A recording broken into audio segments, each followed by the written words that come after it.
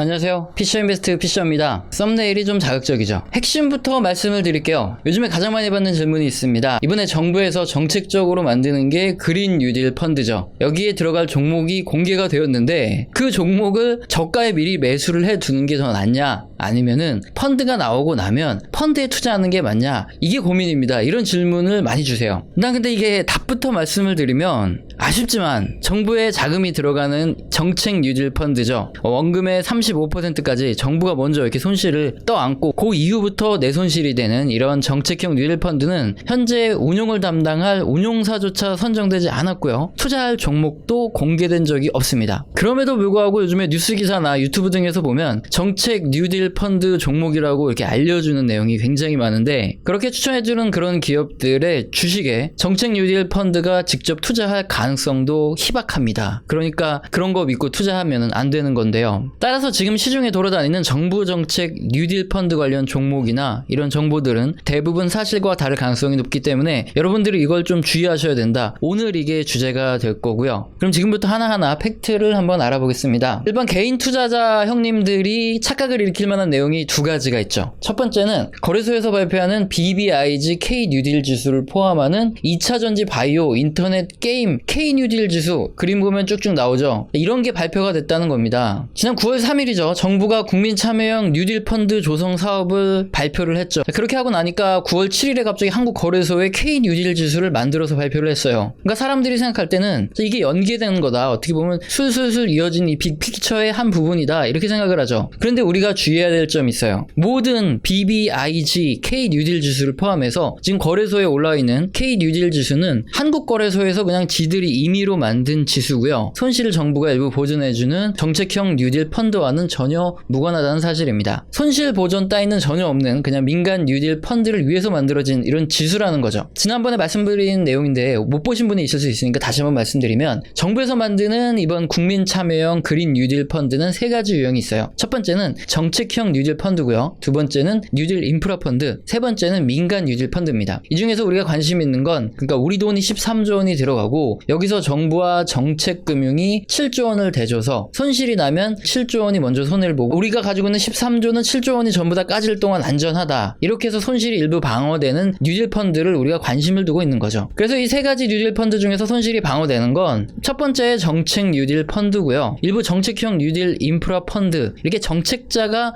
들어가야지만 손실 보전이 되는 펀드라는 겁니다. 그러니까 지금 보여드리는, 지금 한국 거래소에서 발표하는 바이오, 인터넷, 게임 뉴딜 지수, 이거 투자하는 펀드나 ETF 이제 곧 출시가 되거든요. 여기서 투자를 한다고 나 뉴딜 투자했으니까 원금 일정 부분 보존이 되겠구나, 이렇게 생각하시면 안 되고, 여기다 투자했다가 날리면 그냥 모조리 날리는 거니까 요거는 좀 잘 기억을 해 두셔야 된다는 거죠. 그런데 제일 큰 문제가 뭐냐면, 지금 이런 사실을 거래소에서도 정확히 홍보를 하고 있지 않습니다. 그림 보시면 거래소 홈페이지의 뉴딜 지수 화면인데요. 어디에도 이런 사실은 명시되어 있지 않죠. 니들이 알아서 하는 거지 뭐 우리한테 그것까지 설명을 해야 되냐, 이렇게 생각을 하는 건지 모르겠지만 여튼 나와 있지 않아요. 그리고 어느 뉴스 기사인지, 또 그리고 뭐 어떤 유튜브 방송인지 제가 여기서 말씀드리긴 굉장히 힘들죠. 하지만 마치 거래소의 K 뉴딜 지수에 정부 정책형 뉴딜 펀드 자금 20조 원이 앞으로 투자될 거니까 이런 종목에 관심을 가져야 된다, 이렇게 얘기하는 걸 자주 보게 됩니다. 이건 오해의 소지가 굉장히 많은 거거든요. 그래서 이 부분은 좀 확실히 하고 넘어가셔야 돼요. 그러면 첫 번째로 이런 질문을 하실 수 있겠죠. 어찌되었건 정부의 정책형 뉴딜 펀드 또는 정책형 인프라 펀드, 이 자금에 투자될 게 무려 20조인데 어디에 투자를 할 거냐, 거래소의 뉴딜 지수에 포함된 종목에 투자를 하거나, 아니면은 뭐 뒤에 제가 설명을 드리겠지만 정부의 그린 뉴딜 10대 대표 과제, 여기에 수혜를 입을 만한 종목에 투자가 되지 않겠느냐. 그러니까 그런 종목에 미리 투자를 하자는 게 뭐가 잘못된 거냐, 이런 얘기를 할 수 있죠. 방금 밖에 헬기가 떠가지고 음성이 약간 고르지 못했으면 죄송합니다. 이거 편집을 잘해서 지울 건데 무장공비가 떴나요? 그런데 이 질문에 대해서는 우리가 합리적으로 생각해 볼 게 있어요. 뭐냐면, 정부가 주도를 해서 국민들 돈 13조를 투자 받았어요. 그리고 7조 원 정부와 정책금융이 되지만 결국은 어쨌든 이 7조 원도 우리가 세금이죠. 근데 정말 순진한 생각으로, 그럴 일은 절대 없겠지만 정부가 이 돈 20조를 전부 받아서 정말 거래소가 발표하는 K 뉴딜 지수에 분산 투자를 했다고 하겠습니다. 자, 그러다가 갑자기 외부적인 충격이 오는 거죠. 어디 뭐 미국에서 오든 유럽에서 오든 외부적인 충격이 딱 와서 글로벌 증시가 급락해서 주식시장이 지난 금융위기처럼 반토막 나는 일이 발생했다고 투자하고 할게요. 항상 위기는 예고 없이 찾아오는 거고요. 뭐 우리가 주식 투자를 했다고 위기가 비껴가는 건 아니기 때문에, 그리고 우리나라 같은 경우에는 외부 변수에 워낙 취약하니까 그런 일은 충분히 발생할 확률이 있죠. 그래서 만약에 20조 투자한 게 홀라당 날려서 10조가 되면 일단 세금 7조는 전부 날아간 거고, 우리 국민들 13조 원도 여기서 3조 원이 마이너스 되니까 손실은 마이너스 23%가 나게 되죠. 만약에 이번 정권의 이 문재인 대통령님의 임기가 2022년 5월까지인데 임기 내에 그런 일이 발생하면 어떤 일이 터질까요? 정말 난리가 나겠죠. 내 돈 내놔라 하면서 뭐 거의 정권이 뒤집어질 겁니다. 당연히 상식적으로 그렇겠죠. 그러면 이렇게 정부가 나서서 국민들 돈을 13조를 투자를 받았다. 그러면 정부는 어떤 투자 방식을 선호할 수밖에 없을까요? 이에 대한 답은 지난 9월 3일 발표에서 명확하게 나왔죠. 그림 보시면 이게 정부에서 발표한 건데, 주식도 물론 투자를 하겠지만 채권 인수, 메자닌 증권 인수, 대출 등을 통해서 투자하겠다 이렇게 밝혔습니다. 안정성을 높인 상태에서 투자를 하겠다 이겁니다. 그러면 뭐 대출이라든가 채권은 여러분이 뭐 어느 정도 아니까, 그럼 메자닌 증권을 인수한다, 이거 뭔지 한번 제가 설명을 드릴게요. 정부가 똑같이 우리처럼 투자를 하면 주가가 오르면 좋겠지만 떨어지면 정말 뭐 난리가 나는 거예요. 아주 뭐 정권이 바뀔 수가 있기 때문에 정부 정책형 뉴딜 펀드는 다른 방식으로 투자합니다. 전환사채나 아니면 신주 인수권부 사채를 발행을 하는 건데요. 자, 어떻게 하는지 설명을 드릴게요. 3자 배정으로 전환사채를 발행해 줍니다. 그러니까 돈을 예를 들어서 한 300억을 딱 빌려주는 거죠. 만기는 3년으로 놓고요.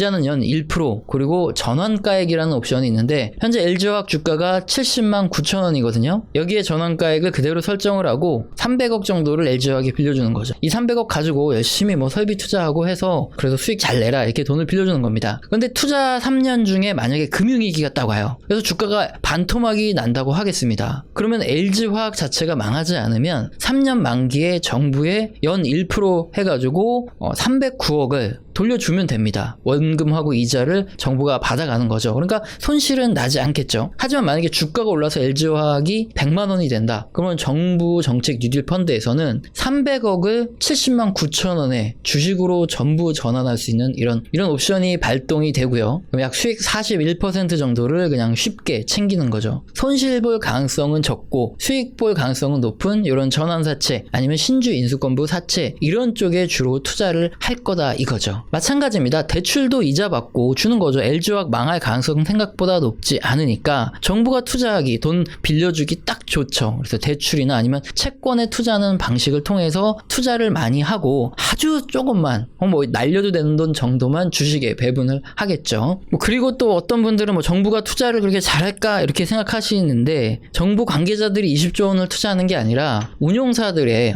날고 긴다는 사람들 딱 모아가지고, 자, 우리 손실 나면은 너네 죽고 나 죽는 거다. 그러니까 손실 안 나는 방향으로 투자해서 수익 가져와. 뭐 이렇게 지시를 해서 쫙 뿌려주는 이런 방식으로 하게 됩니다. 그러니까 바보가 아닌 이상 채권 아니면 매자닌 채권 그리고 대출 쪽으로 많이 투자를 해주겠죠. 이게 뭐 당연할 겁니다. 그러다 보니까 이 시중에 떠도는 뭐 K 뉴딜주를 비롯해가지고 그 외에 뭐 정부 10대가지 지금 설명드리는 이런 종목들을 뭐 주식을 직접 우리가 투자한다? 이거는 지금 정책형 뉴딜 펀드 완전히 다른 방향의 투자가 이루어지기 때문에 뭐 전혀 무관할 수도 있고요. 또 어떻게 보면 그냥 일반 주식을 투자한 사람 입장에서는 오히려 손해가 될 수도 있어요. 왜냐하면 전환사채가 전환이 되면 그만큼 주식수가 늘어나거든요. 그래서 오히려 더 악재인 경우도 있다. 별 상관없다. 이게 가장 중요한 거고요. 과연 지금 시중에 떠도는 정부 그린 뉴딜 관련주들은 왜 추천이 되고 뭐 주가가 오른다 이런 얘기도 있죠. 이런 종목을 추천하는 이유는 뭘까요? 답은 주식시장의 모멘텀을 잡으라 이겁니다. 지금 종목들은 BBIG K뉴딜 지수와 바이오 K뉴딜 지수에 포함되어 있는 이런 종목들이죠. 근데 곧 펀드랑 ETF가 만들어질 거예요. 그리고 여기에 분명히 자금이 들어오겠죠. 그러면 당연히 수급이라는 모멘텀이 하나 생기는 겁니다. 펀드 자금이, 그러니까 그 모멘텀 하나를 먹으라 이거예요. 그러니까 뛰어내릴 때 또 잘 뛰어내려야 되는 거죠. 근데 이게 또 악재가 될 수도 있어요. 그러니까 우리 개미들이 지금 바보가 아니기 때문에 무턱대고 투자하는 사람들이 적을 수도 있어요. 그래서 거래소에서 발표한 K뉴딜 지수에 별로 돈이 안 들어올 경우에 이런 종목들 오히려 주가가 더 빠질 수도 있겠죠. 모멘텀이 소멸이 되니까요. 그러니까 이런 거는 애초에 모멘텀을 가지고 단기간에 들어갔다 잘 빠져나오시라 말하고 추천을 해야 되는데 뭐 그렇게 말 안 하죠 다들. 특히나 지금처럼 전기차도 그렇고요, 바이오도 그렇고 게임, 인터넷 모두 사실 4차 산업혁명 관련 또는 언택트 테마로 이미 주가가 굉장히 많이 오른 상황이죠. 이거 누가 봐도 알 수 있어요. 해당 종목들 이미 다 공개가 됐잖아요. 지수에 뭐뭐가 들어가는지. 그러니까 개별적으로 분석을 하고 개별 종목으로 들어가는 게 더 나을 수 있다. 어차피 공개가 됐으니까 이게 답이 될 수 있고요. 그리고 거래소의 K뉴딜 지수에 속한 종목들 외에 다른 종목들 투자하시는 분들도 있죠. 이건 뭐냐면 지난 7월쯤에 발표된 그린 뉴딜 10대 대표 과제, 이걸 보고 종목 추천을 하는 경우입니다. 이것도 역시나 모멘텀 플레이는 마찬가지인데요. 2025년까지 160조 원을 투자한다, 이렇게 그림처럼 말을 했죠. 그런데 이번 대통령 임기가 2020년 5월이죠. 근데 이번 정권 임기가 2022년 5월입니다. 그 다음 2025년까지 이 정책이 미뤄질까요? 그냥 엎어지는 거죠. 그래서 2022년 5월 내에는 빠져나오는 게 가장 좋고요, 일단. 그리고 종목 추천을 하는 경우 딱 보면 5G 데이터 댐, 5G 관련 사업에 투자를 한다고 하니까 5G 관련주도 이런 거 언급을 하고, 그리고 그린 에너지 투자한다고 이렇게 적혀 있죠. 그러니까 풍력과 태양광주 뭐 이런 거 투자하는 이런 방식입니다. 모멘텀이라는 거 뭐 기대감이 오르니까 자금이 들어올 수도 있고 정부가 투자할 수도 있고 그러니까 주가가 단기간에 반짝 오를 수 있다, 이런 내용인데, 그런데 풍력하고 태양광 테마는요 10년 전부터도 있었고, 근데 실제 관련 기업들의 이익이 크게 증가하지 못해서 주가가 크게 오르지 못해요. 테마가 뜰 때 빼고는. 이유는 글로벌 경쟁이 굉장히 치열하거나 아니면 지원 구조가 맞지 않아서 이익이 엄청나게 늘어나기 힘든 사업 구조를 가지고 있기 때문입니다. 그래서 제가 대놓고 어떤 특정 종목들을 언급하기는 어렵지만 그린 뉴딜 테마로 이렇게 지금처럼 모멘텀이 있을 때 반짝 수익 먹고 잘 빠져나와야 되는 종목이 굉장히 많아요. 그리고 그런 종목들 추천하시는 분들이 많으니까, 그러니까 이런 거를 주의하셔야 된다는 거죠. 결론을 말씀드릴게요. 일정 부분 정부가 손실을 보전해주는 정책 뉴딜 펀드에 투자를 하고 싶다면 앞에 정책자가 붙어있는지 아닌지 이걸 꼭 확인하시고 2021년이 되어서야 펀드 모집이 되니까 그때 투자를 하셔라, 이거고요. 그리고 내가 모멘텀 플레이 좀 할 줄 안다, 그리고 차트도 좀 볼 줄 알아서 치고 빠지는 것 좀 할 줄 안다, 이런 분들은 거래소 K뉴딜 지수 또는 정부 그린 뉴딜 10대 과제에 포함되어 있는 이런 모멘텀 받을 종목들에서 뭐 알아서 잘 투자를 해보시는 게 맞겠죠. 하지만 우리 같은 일반 개인 투자자분들은, 그러니까 민간 뉴딜, 그러니까 손실 보전이 안 되는 민간 뉴딜 말고 정책형 뉴딜 펀드 아니면 정책 인프라 뉴딜 펀드, 이거 모집할 때 그때 들어가는 게 맞다, 이겁니다. 또 그리고 지난 영상에서도 한번 설명드렸지만 이번 정권 임기 내에 반짝 관심을 받고 떨어질 가능성이 있죠. 이명박 정부 때도 그렇고 박근혜 정부 때도 그렇고 임기 끝나고 나면 관심이 싹 사라지기 때문에 그 안에 가능하면 투자를 하시고 수익 나면 빠져나오는 것, 이게 가장 포인트가 되겠습니다. 오늘 영상도 마음에 드셨다면 구독과 좋아요는 꼭 눌러주시고요. 지속적으로 시청 부탁드립니다. 감사합니다.